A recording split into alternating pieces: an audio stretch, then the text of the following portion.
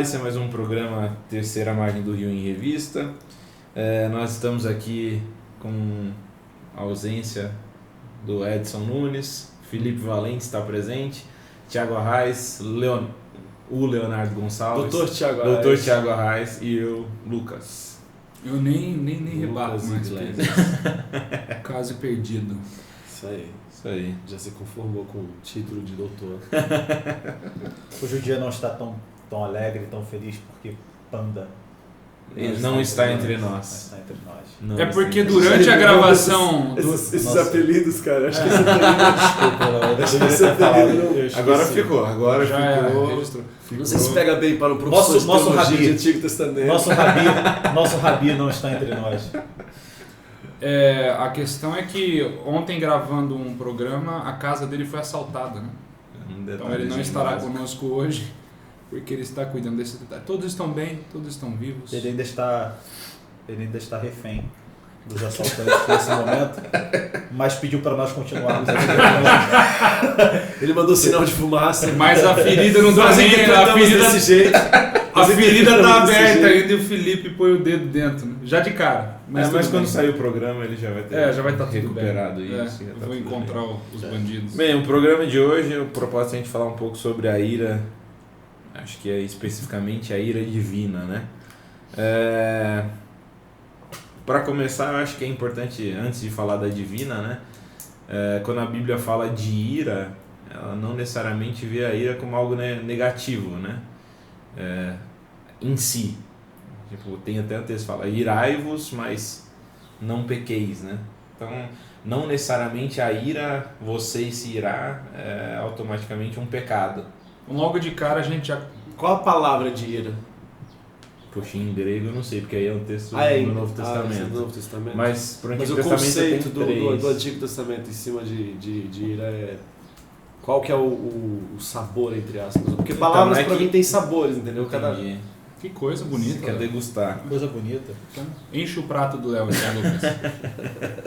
Então, mas as palavras para ira no Antigo Testamento são três. Zaaf, Ketzef, Ketzef e Af. Zaaf é Lembra no texto de... Af, que é o do nariz, né? Isso, Erech Apaim, lá Sim. do Yom Kippur, onde tem a oração, sim. etc. Nariz longo. Exatamente. Então, esse é o texto de Êxodo, né? Nariz longo tem a ver com o lance do fôlego. Você está respirando, mas isso a gente está falando de Deus já, né? Sim. Mas você tem, quando você se ira, a tendência é você ter uma respiração mais forte, mais ofegante, exatamente. Tá. Só que daí a Deus é atribuída essa expressão, o Erech Apaim, ele tem uma a gente respiração... traduziu como longanimidade. Claro. Que ninguém sabe o que significa. Exatamente. Ninguém sabe o que significa. A do nariz grande, né? Isso. Eu lembro quando eu aprendi isso cedo, eu com o meu nariz, né? Herdado, né, dos familiares. Inclusive essa história do nariz é engraçada, porque eu sempre perguntei, né? Eu falei assim, cara, eu pequei contra quem, né? Porque só eu e o André, a família inteira, né? Fui eu, foram os meus pais. Aí eu fui na casa da minha avó uma vez, pegar umas fotos antigas, ela começou a mostrar todos os antepassados italianos, não sei o que. Aí eu vi aqueles vídeos, ela falou, entendi. Mas logo na gente, assim, pulou uma geração e caiu, mas enfim. Aí eu falei, Zahar. aí o pessoal tá falando da ira, eu falei assim, não, o Thiago é uma pessoa, né, que tem uma longa paciência e tal, não sei o que, longânimo. Eu falei, que bonito. Agora, uma das coisas que pode parecer estranho, né? O programa sobre ira divina já é estranho por natureza. natureza. Deixa eu só voltar pro Zaaf. Zaaf não é o ouro? Yerushalayim não é Zaaf? Não. Zahar. Zahar. Isso, é outra palavra. Beleza. Ok. Parecida. Bem parecido. Sim. Sorry. Não tem problema, o teu sabático tá chegando, né? Você vai passar um tempo em Jerusalém, vai ser bom. Agora... Passar menos vergonha. Os programas da Terceira Margem do Rio. Não, tá bom. Eu acho que o que talvez seja estranho, é claro, é a gente começar um programa, ou dedicar um programa inteiro para discutir ira divina, e talvez para uma pessoa que não tenha familiaridade nem com a Bíblia, ou que está acostumado com os grandes sermões de clichês, né, do dia a dia de uma igreja que não menciona esse tipo de coisa, para não bagunçar a imagem de um Deus que, né, é Jesus e tem uma ovelhinha em cima do braço e tudo mais. Como é que pode, né, um Deus de amor se irar, né? Esse é o grande paradoxo. E logo de cara a gente percebe, porque essa é a progressão da Bíblia. A Bíblia introduz Deus logo de cara, que a gente está pulando de paraquedas num tema de ira. Do nada. Só que a gente não pode esquecer, é claro, que a Bíblia constrói essa identidade divina através daquilo que ele faz, e logo no início da Bíblia ele é um Deus gracioso, que se dá, Deus é um criador, Deus em bondoso, primeiro lugar, Deus criador, que age em favor do ser humano. Como nos programas anteriores que a gente mencionou, é um Deus que, através de sua ação, cria a vida e promove as condições para que a vida continue a existir. Um Deus interessado no bem-estar do ser humano. Então, como é que a gente concilia essa imagem de Deus com um Deus que se ira? E obviamente, a gente pode dar aquela explicação bem básica, né? Tá certo que quando a gente fala em ira e raiva, essas coisas a gente pensa que são paixões humanas, coisas, né, pertinentes a nós, mas obviamente seria muito difícil você articular uma ideia de Deus ou pensar num Deus que não se ira, certo? Por exemplo, quando uma criança é abusada, quando uma tragédia acontece por causa de ações humanas, se Deus não se ira com isso, né, se nada acontece nessa ponte, nós teríamos um problema com esse que amor de Deus é. A primeira vez que aparece a ira divina, eu acho que é no contexto do dilúvio, ou não? Como é que é? Já vem não é a palavra especificamente, né? Mas a palavra ira não aparece, mas eu acho que o conceito, segundo a gente está falando, deve ser a introdução está ali. Logo de cara, assim, a ira de Deus, o sangue caindo, logo na história de Caim. Se você pensar conceitualmente, só que você nota que a ira de Deus pelo menos no texto de Gênesis, é manifesta com um diálogo. Mas no dilúvio é uma outra, um outro contexto. O que é interessante, né? Normalmente a gente associa a ira de Deus à nossa ira, né? Exato. Então, os fatores psicológicos que trazem à tona a nossa ira, a gente acha que isso também é aplicado a Deus, né? Só que a ira divina aparece parece bem diferente dessa ira que a gente tem, né? Ela é mais apesar da nossa ser também, mas ela é uma reação à atitude do ser humano, né? Que mostra esse é um aspecto primário. Mas a que tipo de ação do ser humano? Em manipular, denegrir a criação. Aqueles que não estudaram 7 dias por semana? Aqueles que não devolveram o dízimo corretamente? Não. É isso que a gente gostaria. O que o homem faz que acende ou não a ira de Deus? Que não se conformam, que não cabem no padrãozinho de cristão evangélico. Mas o engraçado é que do século XX brasileiro é contra isso, né? Porque isso é uma coisa muito importante. Por exemplo, sei lá, eu não sei como foram os pais de vocês, mas para quem teve uma educação cristã, sei lá, a criança não come o prato inteiro, tem que comer tudo que está no prato, senão Jesus fica triste. Joga já já joga a culpa, já trabalha a culpa desde cedo. Criança tem 3 anos de idade, se não comeu, Jesus está chorando, hein? Comportamentalismo. Jesus está chorando, hein? Com o que Deus se ira? Acho que esse é o maior assunto. Sem dúvida, essa é a questão, certo? Que ira é essa? Né? Porque o Lucas falou no começo agora uma distinção importante, que a ira divina apresentada na Bíblia é distinta da ira que a gente sente quando alguém fecha a gente no trânsito e tudo mais. E quando a gente reduz a ira divina para esse tipo de coisa que você está mencionando, que não tem nada a ver com o que a Bíblia está dizendo, a gente acaba argumentando uma ira divina muito semelhante, mais uma vez, à nossa ira. Porque a gente não gosta que você não seja, sei lá, cristão, ou que você não é ou você não está orando o suficiente. Perfeito. São esses dois aspectos, né? É o medo de você querer tirar a ira de Deus, porque ao colocar a ira para Deus eu vou estar rebaixando Deus ao outro nível. As nossas e o segundo de achar que a ira de Deus é igual a do ser humano, né? Sim. Esses são os dois aspectos. Na minha opinião, a ira ela está associada diretamente, para mim ela é como se fosse um grito contra a indiferença. Que indiferença? Porque assim, onde que eu estou querendo chegar? Normalmente, eu me corrijam se eu estiver errado, mas normalmente uma leitura da Bíblia, uma das leituras possíveis da palavra de Deus, de toda a palavra de Deus, é a seguinte: é Deus se levantando contra o opressor. Exatamente esse o ponto, mas esse é o ponto. Mas as duas características básicas da reação divina, pelo menos assim, pensando em termos o mais geral possível, né? É quando algo é feito através do ser humano para manipular, destruir, denegrir aquilo que Deus estabeleceu, a criação, ou aqueles que portam a imagem e as características divinas. Então, contra a terra e contra os seres humanos, que basicamente é a ordem da criação. A aliança é feita entre Deus, ser humano e terra, e qualquer coisa que afeta esse tipo de processo, aí Deus se acende. Tem uma parte da liturgia judaica que sempre me chamou a atenção, porque eu sempre achei muito bonito, né? O Deus da vida que ama tudo que tem vida, né? Então, em relação à terra, talvez seja um outro aspecto, mas em tudo a ira divina como consequência. Por que a ira divina, para ela ascender, ela precisa de a reação a uma ação humana. Certo. Que ação humana? A ação de destruir... Tudo aquilo que manipula aquilo que Deus estabelece. Ou denigre aquilo que Deus criou. Manipula, destrói. Então, por exemplo, é melhor a gente cair em histórias específicas. Principalmente quem não consegue, por exemplo, sei lá, maltratar animais, que não consegue se defender. Certo. Entendeu? Destruição da terra. Que claro, a terra não e a gente pensa defender. que a gente não tem nada a ver com isso, é claro, porque a gente cuida da terra, a gente não joga lixo no chão, né? A gente não faz nada de errado. Então, esses aspectos são incluídos em tudo isso. Certo. Agora principalmente contra o ser humano. Principalmente contra a ação humana. E a ira dele se levanta até contra o próprio Israel, né? Sim, não, com certeza. Essa é a culminação. Mas essa é porque Israel basicamente falha em quebra. Claro, o sangue do inocente está sendo derramado, aí vem os profetas e tudo mais. Porque principalmente, assim, o problema maior é assim, quem deveria representar, ser o rosto de Deus na Terra, que é o seu aqueles povo, que carregam o ideal da imagem. O ideal da imagem. Isso. Que deveriam refletir a imagem de Deus, eles se tornam exatamente o contrário daquilo que Deus quer, daquilo que Deus é. Não é daquilo que Ele quer que seja representado, daquilo que Deus é. Deus é o que ele se levanta contra o opressor a favor do oprimido. Aí aqueles que carregam a sua imagem na terra se tornam opressores. Aí o que acontece? Deus se levanta contra o seu povo para restaurar.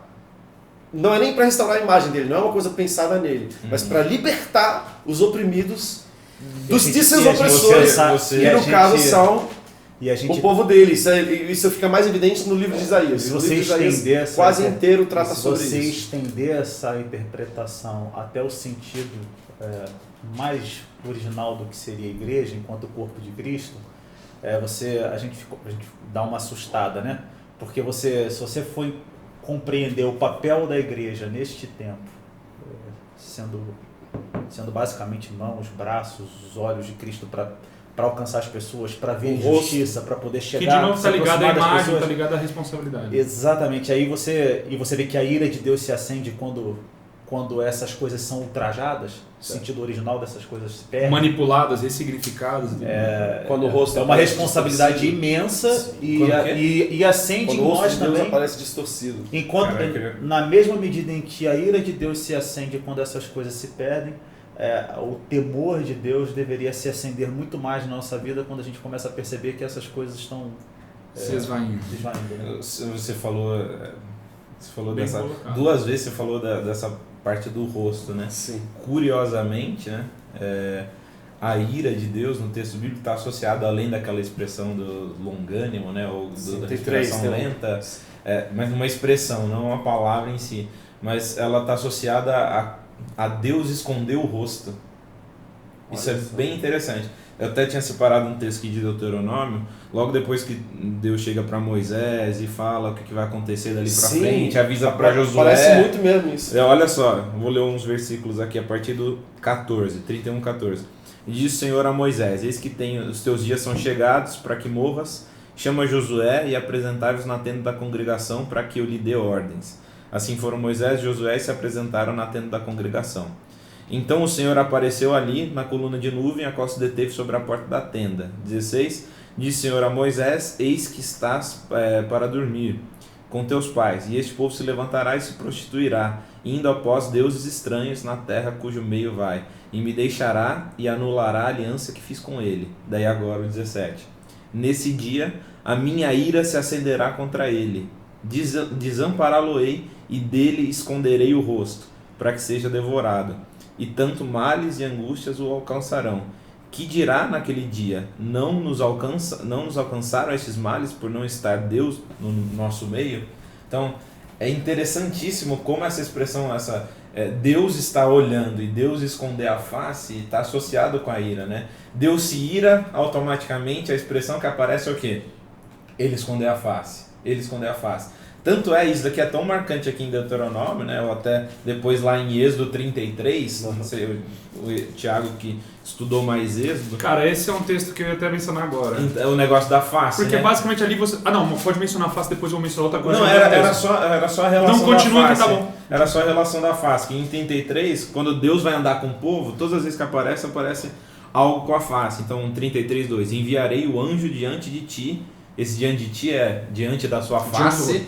A presença sempre é acompanhar, articulada, sempre. né? Esther Panim, né? Aquele negócio que é a minha presença é diante do meu rosto. Né? Ele esconde a face, que é o Esther Panim, né? E ele vendo, ele está acompanhando, mas quando ele esconde é que a ira dele está chegando. E lembrando, né? Só isso é uma coisa fantástica da ira dele, né? Para mim, a ira de Deus, ela não vem como algo que vai ser eterno, permanente, uma coisa que não tem fim. A vinda da ira de Deus é um convite para você cessar a ira dele. Então a ira dele aparecer significa o quê? Significa que você é convidado a fazer com que ela cesse. Não tem como dissociar o conceito de ira com o conceito de juízo. Com certeza. Está totalmente ligado, e o juízo sempre o anúncio do juízo, inclusive, sempre é a oportunidade de se arrepender. A gente já falou isso em outros programas. Não, mas isso já está logo de cara. Isso está logo de cara em Gênesis. A gente mencionou rapidinho e a gente está com pressa. Vamos respirar. Respiração lenta. Respiração lenta. Marcando já. Tá tranquilo. 5 minutos já que tinha começado. Eu estou vendo o tempo e a gente fala temos tempo, então vamos com calma. Essa questão do rosto é interessante porque logo de cara a Bíblia já introduz essa temática. Né? Quando Caim entrega o seu sacrifício, tudo acontece do jeito que o texto diz, e daí fala que o semblante de Caim se abaixou, se caiu.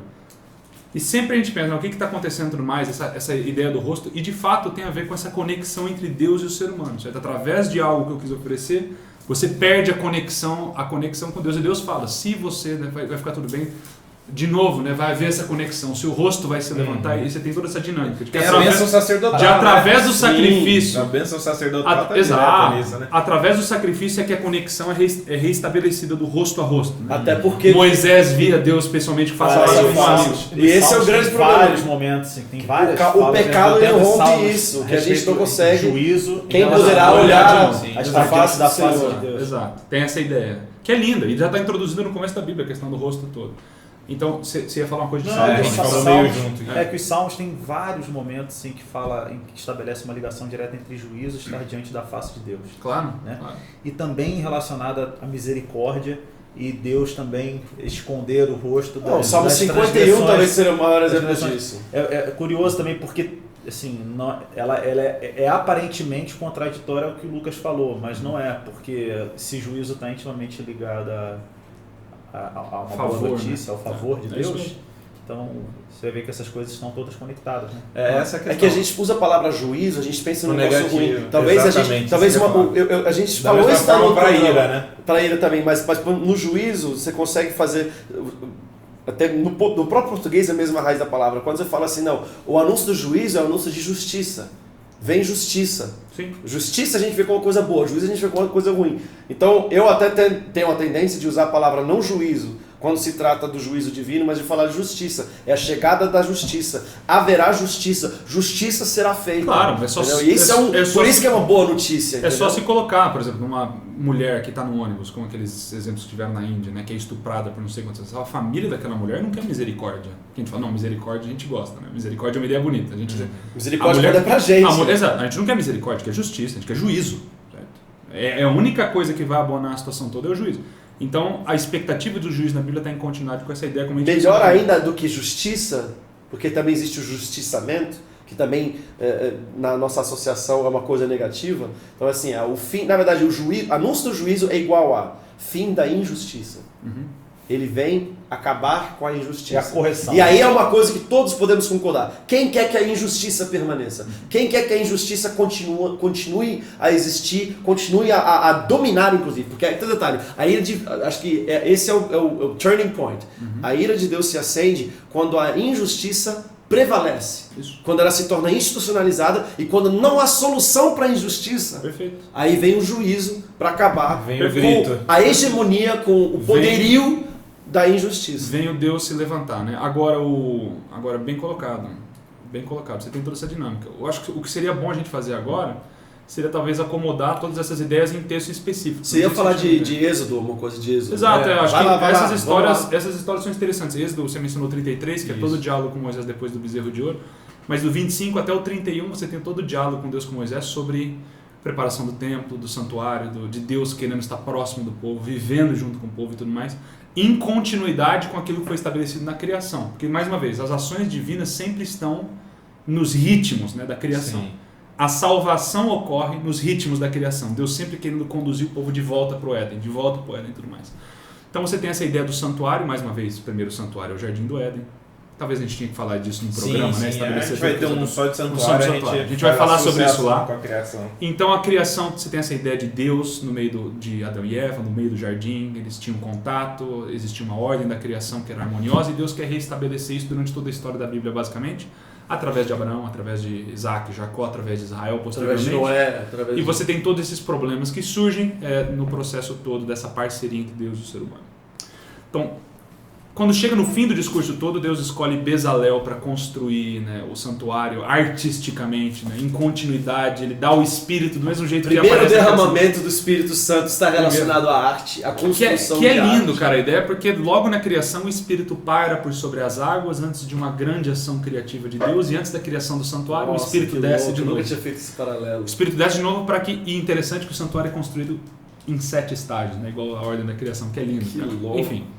Então você tem essa continuidade, certo? Você tem essa continuidade e inclusive arte na Bíblia é exatamente isso. Uma das primeiras ideias de filosofia de arte, a gente até tratou isso no outro programa, é a continuidade com a ordem estabelecida da criação. Eu me uno a Deus em continuar a criação, em continuar não manipulando a criação, mas criando em continuidade. E aí você tem... E é legal a associação do juízo com criação, né? Certo. Já que a gente tá falando de ira e juízo... O fim da injustiça é também a recriação. É o início de justiça, né? Então, do reino de justiça. Exatamente. De novo, essa ligação é importante o ouvinte saber, sempre, essas ações divinas nunca estão em distinção daquilo que ele faz na criação, está sempre em continuidade para restabelecer aquilo que ele faz antes.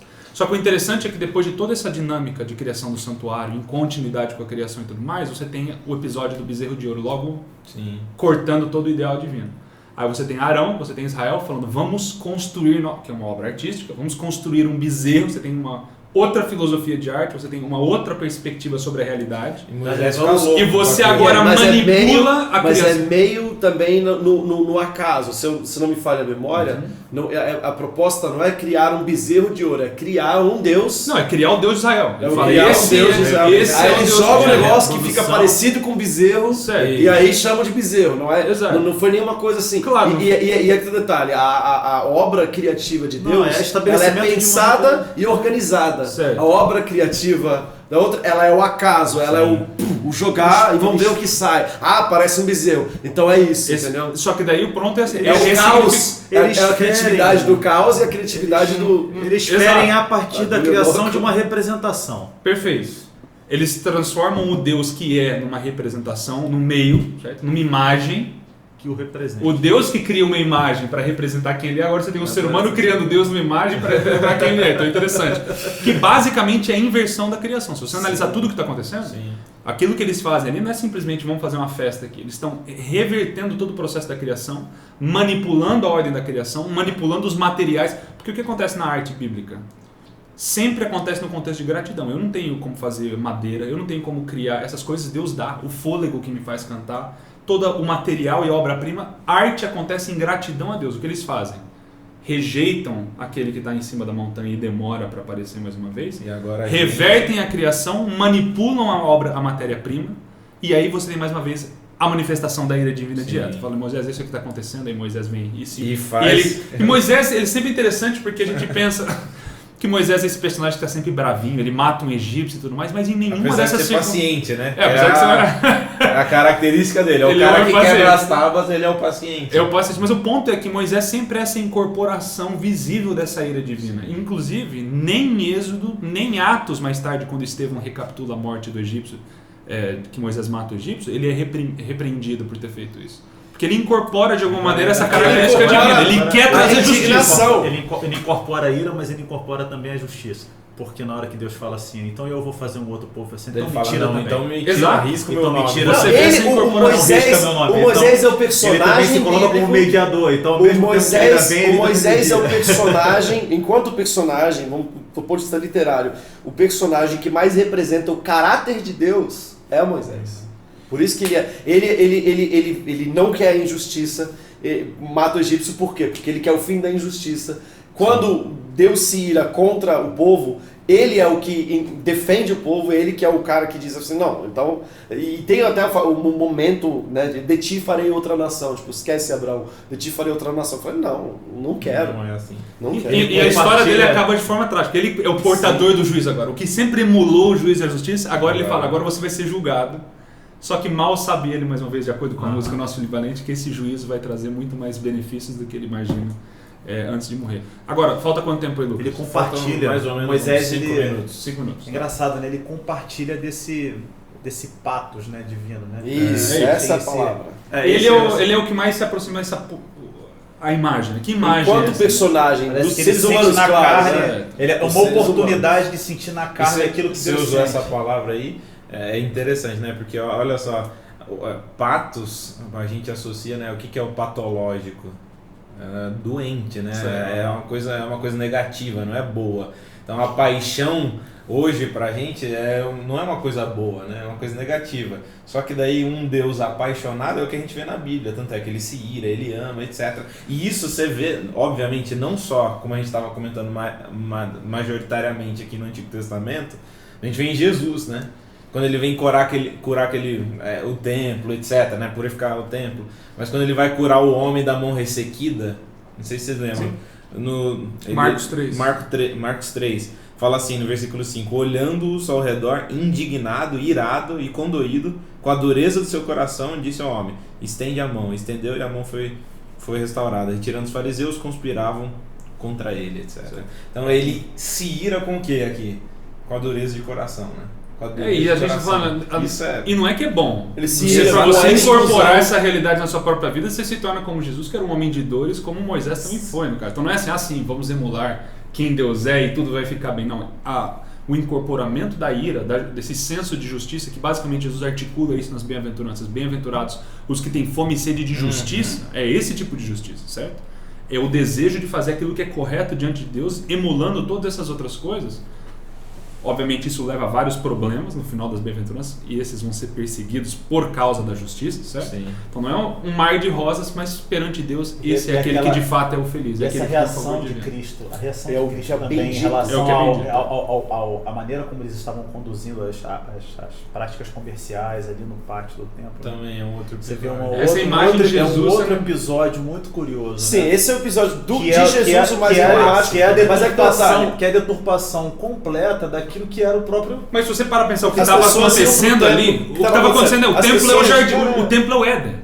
Sim. O templo é o lugar onde surge graça, a paz está sendo manipulado. Vendia-se animais manchados, o cara pegava a sua pombinha. Não, o cara pegava a sua pombinha aqui, a sua rolinha, dizia que ela não estava boa e que ele tinha uma que era boa, que era pura. Aí você comprava essa e a sua que ele pegou, que ele vendia pro outro, próximo. Enfim. Então, basicamente, de novo em É continuidade. a manipulação do sacrifício. A manipulação naquilo que Deus estabeleceu. O santuário estava lá por um motivo, estava sendo deturpado, Jesus chega chutando tudo e a gente não consegue entender, né? Porque mais uma vez a gente volta para o programa. Né? A gente entende. Como é que o Jesus de amor é o Jesus que vira a mesa? A gente entende, porque ele viu os caras humildezinhos que fizeram a viagem longa pra caramba, vieram lá de longe pra oferecer o seu sacrifício, custando caro pra eles, certo, com muito esforço, com muito sacrifício. Você está enfatizando com muito sacrifício, verdadeiramente, com muito sacrifício. Certo. E aí esse cara tinha o seu direito torcido, certo, esse cara tinha o seu acesso negado, certo, esse cara tinha o objetivo todo do templo, como você mesmo disse, além, né, de ser o Éden, era facilitar o acesso, contato com Deus, a proximidade. A proximidade. Essa questão do acesso é tão importante, né? E aí você vê a maneira como isso se reproduz na fala de Cristo para João Batista, né? Quando João Batista, és tu mesmo quem haveríamos de esperar e tal, vamos esperar pelo próximo e tal, em relação ao pobre, ao acesso. Então ele vai falar assim, ó, tá acontecendo isso, e o evangelho é pregado aos pobres. É incrível, né? Acesso de novo. É que Jesus basicamente ele acesso incorpora... Acesso que tem a ver com o rosto, esse acesso tem a ver com o lance do rosto, com a visão, com o face a face. Vários elementos. João começa falando que Jesus foi se tornou o tabernáculo no meio das pessoas. Né? Então basicamente ele é o templo que você está vendo lá visível. Eu agora estou levando isso para as pessoas. Por que ele se assentava com pecadores e tudo mais? Porque ele está levando o pão, a luz que se encontrava dentro do templo para aqueles que não tinham acesso. Então ele agora é a incorporação desse acesso, e todas essas instâncias que a gente está mencionando nada mais é do que Cristo reestabelecendo a ordem que visa o bem-estar do ser humano no fim, como você bem mencionou no final. E sempre lembrando do balanço, né, de ira e compaixão, né? Então, eu lembrei de um texto de Isaías aqui, 54, 8, Deus falando, né, pro povo, fala assim: num ímpeto de indignação, escondi de ti a minha face, por um momento, daí continua, mas com misericórdia eterna me compadeço de ti, diz o Senhor, o teu Redentor. Lindo, Então, né? a ira, por um momento, misericórdia eterna. Só Lindo, isso, né? lindo, Então, lindo. Vamos acabar aqui. Vamos acabar com esse texto. Vamos terminar com E esse convidamos a versículo. todos os ouvintes a se, né, a ira é bem-vinda. Façam isso. Se irem. sim, exatamente. Sirem contra quê? Não existe um Deus Contra apático, a né? injustiça. Não existe um A Deus quebra apático. da ordem da criação. Isso aí. A ordem da criação. Esse foi mais um programa Terceira Margem do Rio em Revista. Aguardamos vocês no próximo programa. Um abraço.